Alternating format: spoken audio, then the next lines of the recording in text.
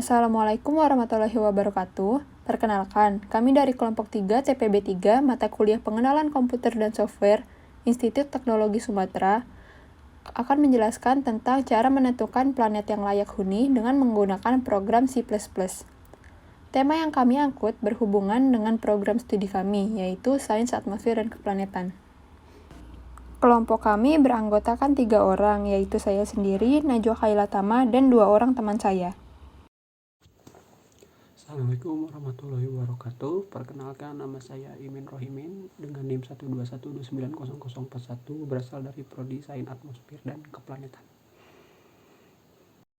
Nama saya Abian Yulihanan dengan NIM 121290036 dari Prodi Sains Atmosfer dan Keplanetan. Nama saya Najwa Khailatama dengan NIM 121290051 dari Prodi Sains Atmosfer dan Keplanetan. Baik, ini adalah program C++ yang telah kami buat yang berfungsi untuk menganalisis kelayakan huni suatu planet berdasarkan zona Goldilocks. Zona Goldilocks, atau yang dikenal juga sebagai zona layak huni, adalah area di sekitar bintang induk yang memungkinkan sebuah planet yang mengelilinginya memiliki kondisi suhu permukaan yang cocok untuk air dalam bentuk cair untuk ada di permukaannya. Selain itu, Goldilocks adalah zona di orbit sebuah bintang yang memastikan suhu optimal pada planet yang mengitarinya bisa memiliki air dalam bentuk cair. Planet harus ada di tempat yang tidak terlalu panas agar air tidak menguap, dan juga tidak terlalu dingin agar air tidak membeku.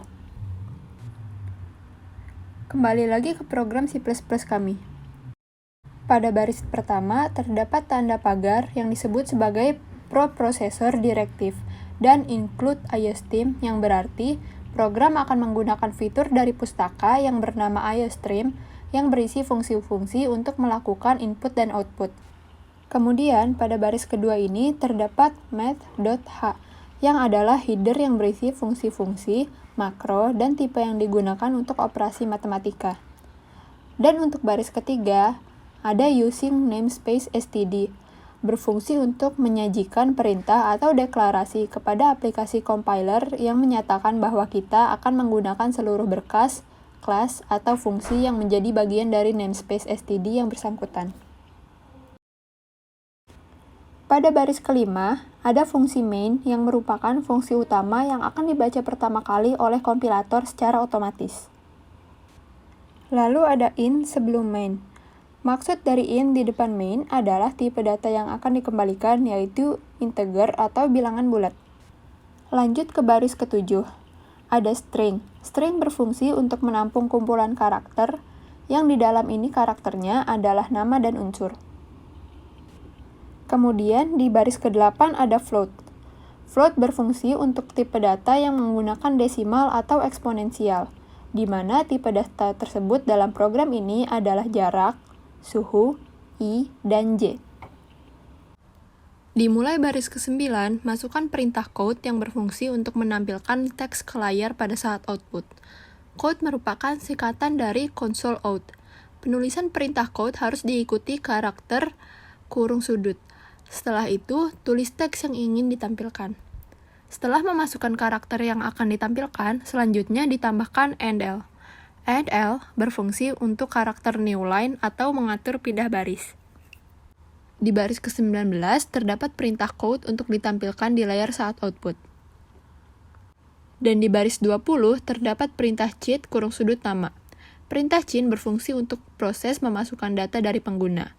Berbeda dengan code, penulisan perintah cheat harus diikuti tanda kurung sudut ke kanan, lalu diikuti dengan nama variabel yang akan menampung nilai inputan tersebut, yaitu nama, jarak, dan suhu. Lalu di baris ke-30, ada for. For merupakan pernyataan yang dapat memanipulasi aliran dan memungkinkan untuk membuat program yang berjalan dinamis sesuai yang diinginkan pengguna. Fungsi for int dalam kurung I sama dengan 0, titik koma, I kurang dari 3, titik koma, I plus plus, tutup kurung kurawal, berarti lakukan pengulangan jika I sama dengan 0 dan I kurang dari 3. I plus plus berarti nilai akan terus naik selama nilai tersebut kurang dari 3. Pada baris 31, ada perintah code untuk menampilkan I plus 1. Karena I dimulai dari 0, maka tampilan pertama adalah angka 1 dan terus akan berulang sampai I kurang dari 3. Lalu pada baris ke-32 ada perintah chain untuk memasukkan data dari pengguna. Di sini pengguna memasukkan data seperti nitrogen, helium, dan oksigen. Dimulai dari baris ke-34 terdapat perintah code untuk menampilkan teks sesuai yang diinginkan. Lalu pada baris ke-37 terdapat perintah for untuk melakukan perulangan kembali. Dimulai dari baris ke-42 terdapat fungsi if yang merupakan pernyataan pengambilan keputusan yang paling sederhana, yang biasa digunakan untuk memutuskan apakah pernyataan atau blok pernyataan tersebut akan dieksekusi atau tidak. Di sini, masukkan perintah if suhu lebih dari 30.000 dan suhu kurang dari sama dengan 60.000. Maksud dari pernyataan ini adalah jika suhu lebih dari 30.000 dan suhu kurang dari sama dengan 60.000, maka tampilkan teks di baris ke-43 sampai 45. Hal ini berlaku juga untuk fungsi if di baris ke-46. Tetapi untuk lanjutan fungsi if di baris ke-46, terdapat fungsi lain yaitu else, yang terdapat di baris ke-50.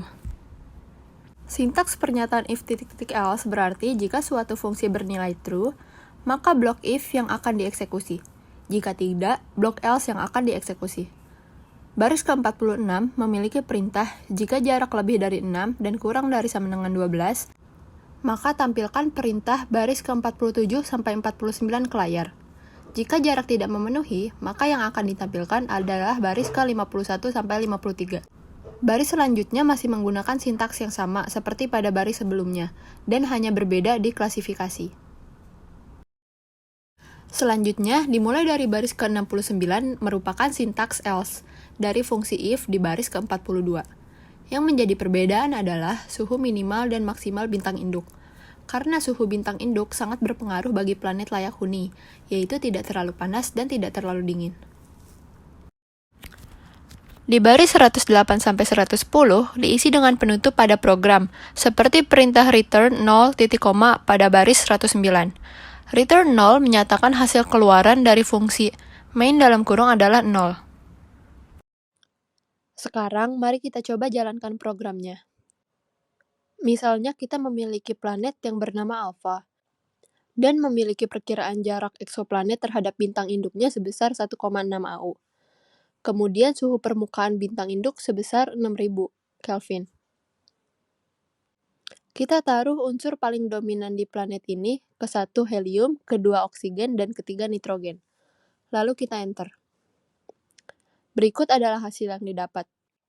Bintang ini merupakan bintang kelas G dan memiliki zona Goldilocks berada pada jarak 1 hingga 1,9 AU dari bintang tersebut. Dengan demikian, dapat disimpulkan bahwa planet Alpha berada di dalam zona Goldilocks dan berpotensi memiliki kehidupan. Karena tadi kita memasukkan data, jaraknya adalah 1,6 AU. Mari kita coba kembali dengan nama planet Beta. Kita masukkan perkiraan jarak sebesar 1 AU dan suhu permukaan sebesar 6000 Kelvin. Lalu kita masukkan unsur paling dominan ke-1-nya adalah helium, ke-2 nitrogen, dan ke-3 oksigen. Lalu kita enter. Berikut adalah hasil yang didapat. Bintang ini merupakan bintang kelas G dan memiliki zona Goldilocks berada pada jarak 1 hingga 1,9 AU dari bintang induk tersebut, sama seperti sebelumnya yang planet Alpha. Lalu dapat disimpulkan bahwa planet Beta berada di luar zona Goldilocks dan tidak berpotensi memiliki kehidupan.